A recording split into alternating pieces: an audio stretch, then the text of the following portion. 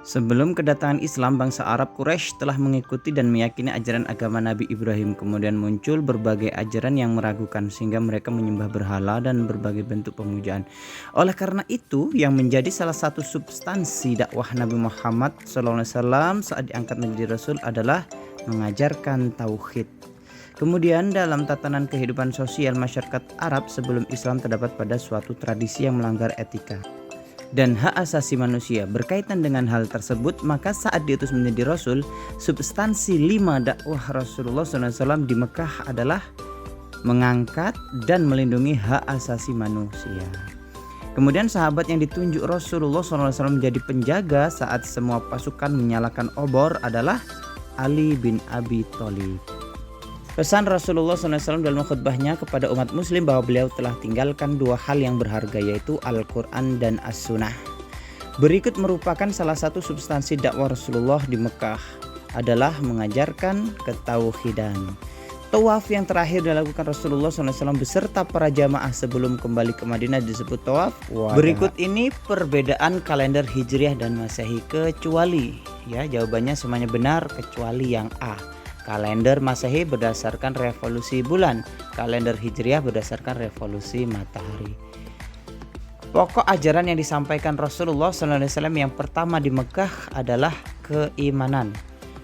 Orang yang pertama kali mencetuskan kalender Hijriah adalah Umar bin Khattab. Haji Wada dilakukan pada bulan Zulhijjah 631 Masehi.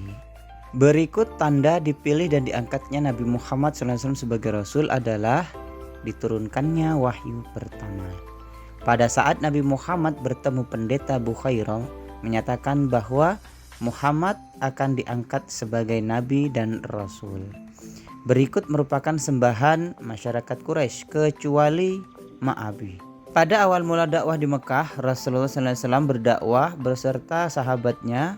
Cara yang dipilih Rasulullah adalah sembunyi-sembunyi di kalangan keluarganya supaya tidak menimbulkan keresahan. Nabi Muhammad diangkat menjadi Rasul yang terakhir saat berusia 40 tahun. Berikut yang tidak termasuk metode dakwah Rasulullah SAW adalah berdakwah dengan memaksakan diri. 17. Orang kafir Quraisy menolak dan mencela dakwah Nabi Muhammad SAW serta para sahabatnya.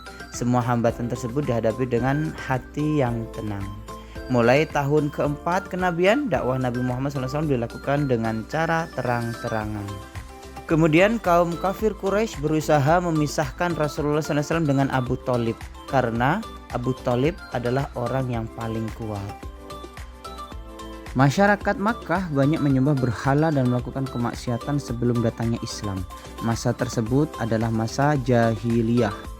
Kemudian pada tahun keempat kenabian, Rasul menerima wahyu surat Al-Mudaththir ayat 1-7. Tahapan pertama dakwah Nabi Muhammad SAW di Mekah dilakukan secara sirriyah. Perhatikan pernyataan berikut. 1. Berani dalam kebenaran. 2. Percaya pada diri sendiri. 3. Saling menghargai sesama. 4. Sabar dan teguh menjaga keislaman.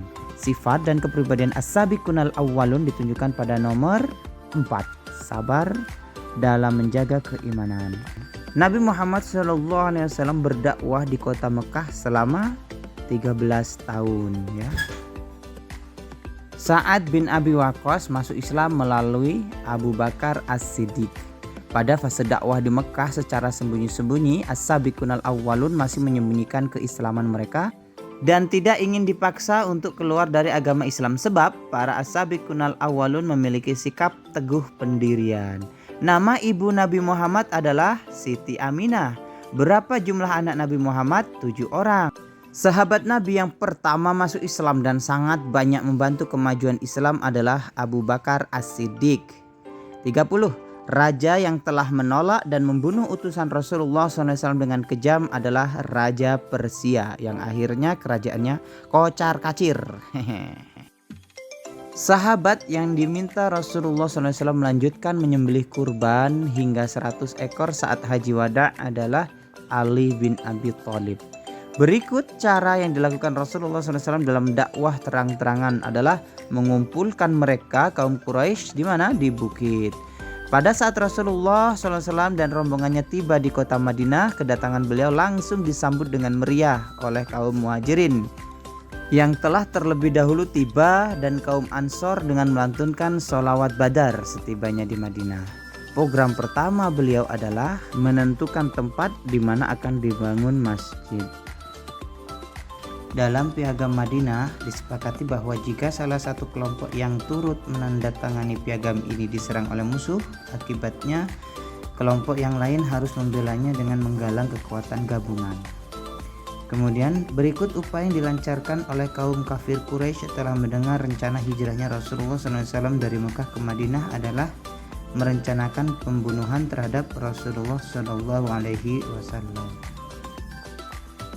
Di bawah ini yang tidak termasuk sebab-sebab Nabi Muhammad SAW dan kaum Muhajirin hijrah adalah B.